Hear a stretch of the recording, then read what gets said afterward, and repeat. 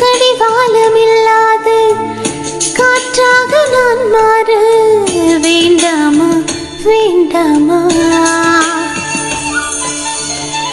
கடிகாரமில்லாத பார்த்து கொண்டேற வேண்டாமா வேண்டாமா?